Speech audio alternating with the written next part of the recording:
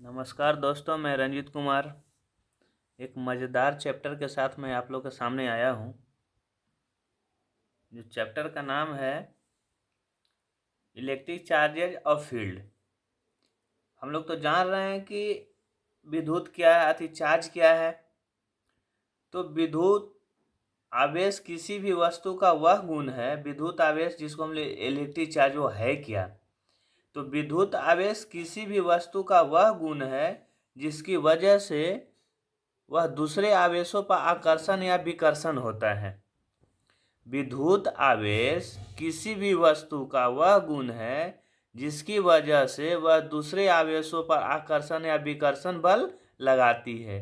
इससे इसे दर्शाने का ऐसा यूनिट कूलाम्ब होता है। इलेक्ट्रिक चार्जेज का ऐसा यूनिट कूलाम्ब होता है।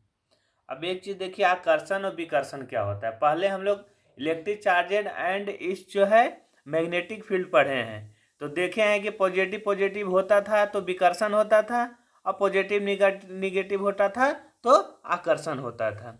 आवेश कितना प्रकार का है, तो आवेश दो प्रकार का है। एक धनात्मक आवेश जिसको हम लोग पॉजिटिव चार्ज बोलते हैं, और एक ऋणात्मक आवेश जिसको हम लोग निगेटिव चार्ज बोलते हैं। आवेश कितना प्रकार का हुआ, दो, एक धनात्मक और एक ऋणात्मक। धनात्मक को हम लोग पॉजिटिव चार्ज बोलते हैं, ऋणात्मक को निगेटिव चार्ज बोलते हैं। आवेशों का सिद्धांत क्या है, समान आवेश विकर्षित करते हैं। जैसे अगर पॉजिटिव पॉजिटिव हुआ तो विकर्षित करेगा, मतलब एक दूसरे के दूर जाएगा।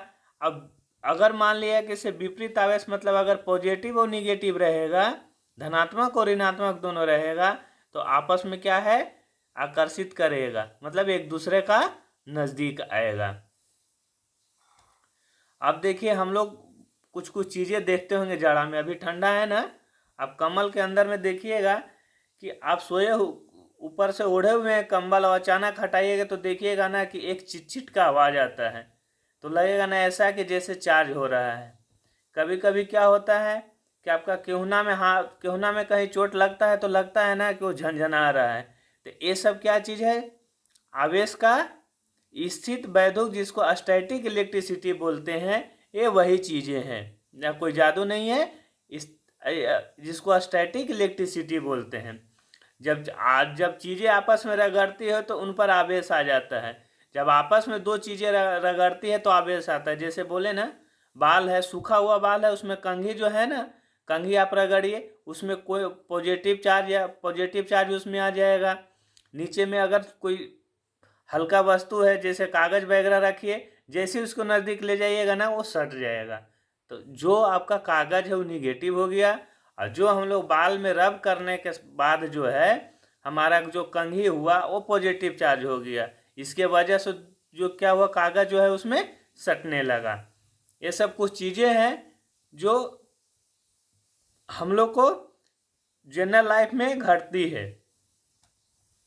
अब देखिए, यहाँ से समझिए, आवेश दो तरह के हैं अभी बताएं। धनात्मक जिसको हम लोग पॉजिटिव बोलते हैं, ऋणात्मक जिसको निगेटिव बोलते हैं। आवेश दो प्रकार के हैं, धनात्मक जिसको हम लोग पॉजिटिव बोलते हैं, ऋणात्मक जिसको निगेटिव बोलते हैं। नियम क्या बोलता है, सेम चार्ज, देखिए यहाँ पे ये सेम चार्ज है, दोनों दोनों पॉजिटिव पॉजिटिव है, तो क्या करेगा, दूर भागेगा, मतलब उसको हम लोग इंग्लिश में रिपेल बोलते हैं।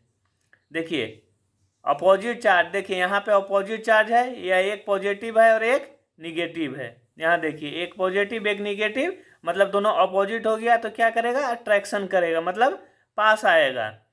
देखिए यहाँ पे दोनों जो है सेम है, पॉजिटिव पॉजिटिव है, तो क्या होगा, रिपल्सन होगा, मतलब दूर जाएगा, दूर भागेगा। यहाँ पे देखिए निगेटिव निगेटिव है, ये कहाँ है, दूर भाग रहा है। देखिए साइन से आप पकड़िए, इधर भाग रहा है, ये इधर भाग रहा है, इधर भाग रहा है, एक इधर भाग रहा है। अब पॉजिटिव निगेटिव जैसे ही आया, ये इसके तरफ आ रहा है, ये इसके तरफ आ रहा है। ये अच्छे ढंग से समझिए।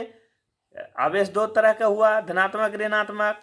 अगर धनात्मक धनात्मक रहेगा तो रिपल्सन होगा, मतलब दूर भागेगा। देखिए दूर भाग रहा है। सेम अपोजिट रहेगा, जैसे एक पॉजिटिव एक निगेटिव, तो आपस में अट्रैक्शन होगा।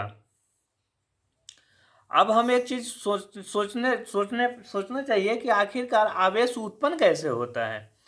तो आवेश जो है घर्षण के द्वारा उत्पन्न होता है।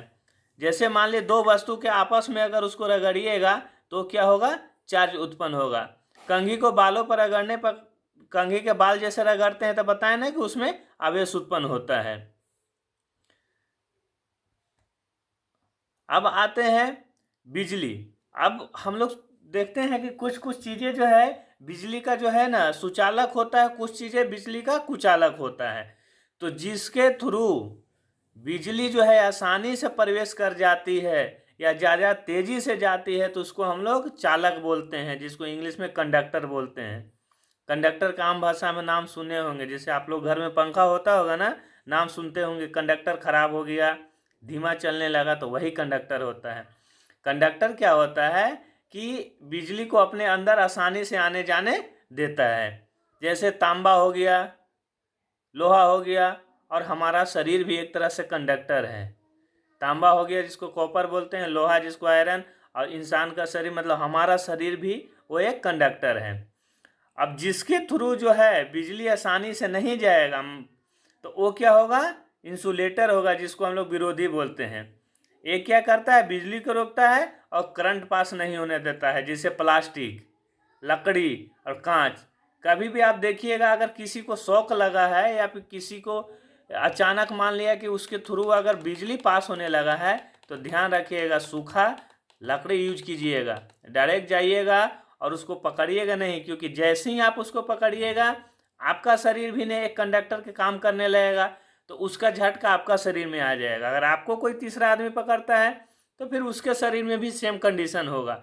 इसीलिए ध्यान रखिएगा कि सूखा लकड़ी दूर से ही मारे, ताकि वो जो है ना उसका जो है कनेक्शन बिजली से टूट जाए और वो जो इंसुलेटर के काम हो जाए, तब उसको आप उठाइए और फिर उसको अस्पताल लेकर जाइए। अब आते हैं हम लोग, देखते हैं आवेश कैसे उत्पन्न होता है। तो बताएं आपको, दो तरह से होता है, चालन द्वारा और प्रेरण द्वारा। चालन जो क्या होता है, चार्जिंग ऑफ कंडक्शन, और प्रेरण द्वारा चार्जिंग ऑफ इंडक्शन। तो ये देखिए आवेश का गुण, आवेश का गुण क्या है, चार्ज हमेशा पैकेट में आधा इलेक्ट्रॉन नहीं होता, चार्ज जो है पूरा पूरा होता है। जैसे यहाँ देखिए Q बराबर एन ई, एन का है 1 2 3 पूर्णांक संख्या, और ई क्या है, इलेक्ट्रॉन का चार्ज।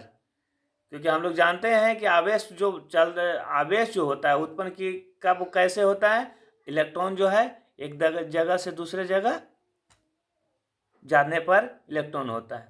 अब एक आता है कूलाम का नियम। ये जो है कूलाम का नियम को आप लोग समझिए कि कूलाम का नियम क्या है। इसको जो है हम बहुत जल्द इसको भी डिटेल में पढ़ाएंगे, हम आप लोग को बोर्ड पर हम समझाएंगे अच्छे ढंग से कि कूलाम का नियम है कैसे, अब कार्य कैसे करता है। दो बिंदु आवेशों के बीच बल होता है। कूलाम का नियम क्या होता है कि दो बिंदु आवेशों के बीच बल होता है। जैसे मान लिया ना कि एक ए आवेश मान लिए, एक आवेश मान लिया, ये Q1 है, ये Q2 है, ये Q1 है, ये Q2 है। यहाँ दोनों पॉजिटिव पॉजिटिव है, यहाँ दोनों निगेटिव निगेटिव, एक पॉजिटिव एक निगेटिव। तो पॉजिटिव पॉजिटिव है तो मतलब कि विकर्षण होगा। देखिए इधर बल लग रहा है, अरे इधर बल लग रहा है। पॉजिटिव निगेटिव है तो एक दूसरे की तरफ लग रहा है, तो इसको हम लोग मान लिए 1 नंबर, इसको मान लिए 2 नंबर। तो यहाँ पे कौन सा बल लग रहा है, एफ, एफ मतलब फोर्स हो गया। एफ जो है कूलाम का नियम में फोर्स हो गया है। एफ बराबर, एफ पर कौन लग रहा है, 1 और 2 का लग रहा है। यहाँ पे किसका लग रहा है, 2 और 1 का लग रहा है। यहाँ पे 1 2 का लग रहा है, यहाँ पे 2 1 का लग रहा है। तो हम लोग कहते हैं आवेश के गुण, आवेश के गुना पर निर्भर करता है। दो आवेशों के बीच लगने वाला बल एफ, जिसको हम लोग एफ बोलते हैं, दो आवेशों के बीच लगने वाला फोर्स जो है किस पे डिपेंड करता है, आवेशों के गुण, प्रोडक्ट पर निर्भर करता है। और दूसरा दूरी के वर्ग, मतलब कितना दूरी पर है। देखिए समझिए, जो कूलाम का नियम में जो फोर्स है, फोर्स किस पे डिपेंड कर रहा है, पहला आवेश के गुण, आवेश के गुण के मतलब आप समझे कि वो आकर्षित कर रहा है कि विकर्षित कर रहा है, ये हो गया। और दूसरा हो गया दूरी के वर्ग के साथ, मतलब कि वो दोनों के बीच में दूरी कितना है। जैसे Q1 Q2 है ना, इसके बीच के कुछ ना कुछ दूरी है। जैसे यहाँ देखिए R दिख रहा है ना, R दिख रहा है ना, तो ये R जो है डिस्टेंस हो गया।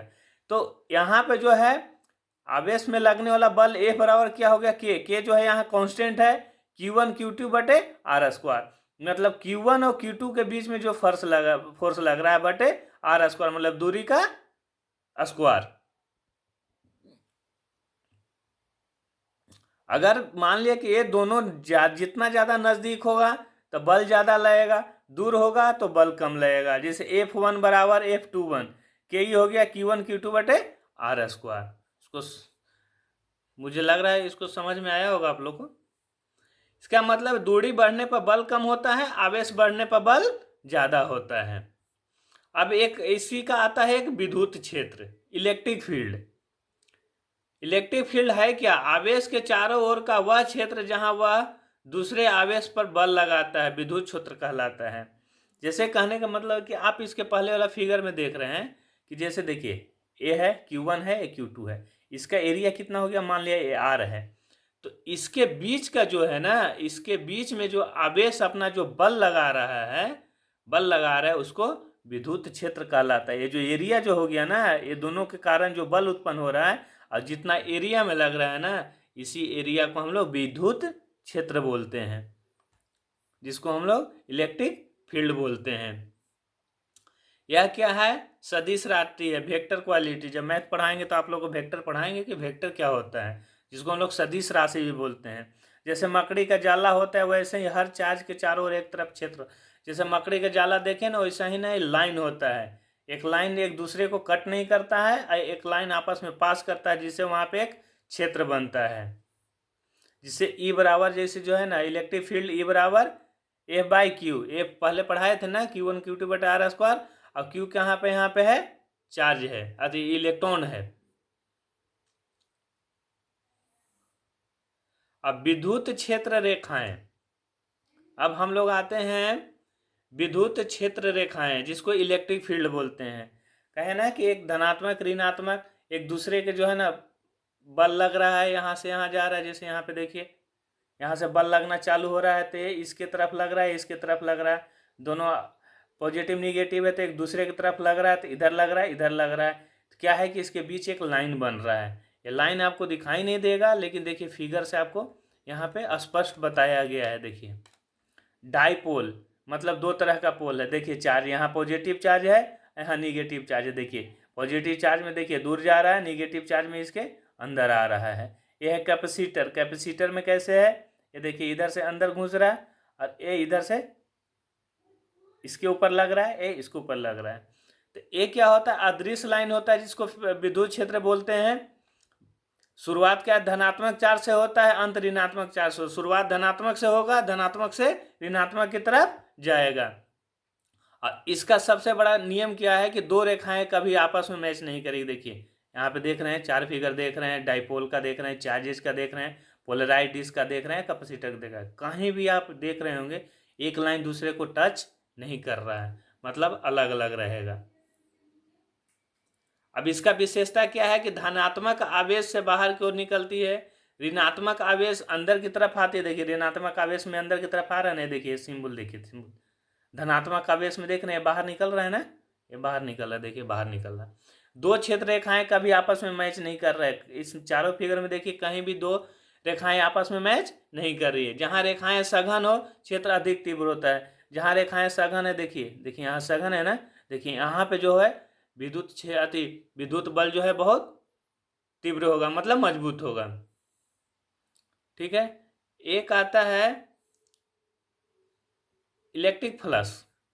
इलेक्ट्रिक फ्लक्स क्या है कि फ्लक्स इस बात का मापक है कि कितना विद्युत क्षेत्र रेखाएं किसी सतह से गुजरती है।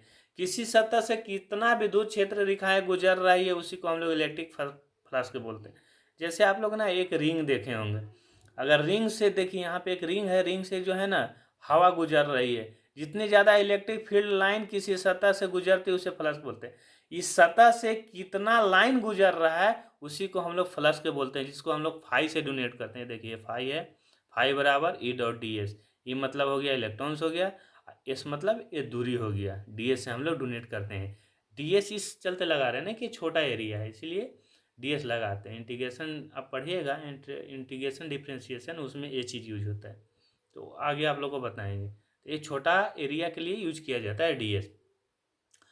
अब हम लोग जो है ना इसमें महत्वपूर्ण पॉइंट देखें इलेक्ट्रिक फ्लश पढ़ें।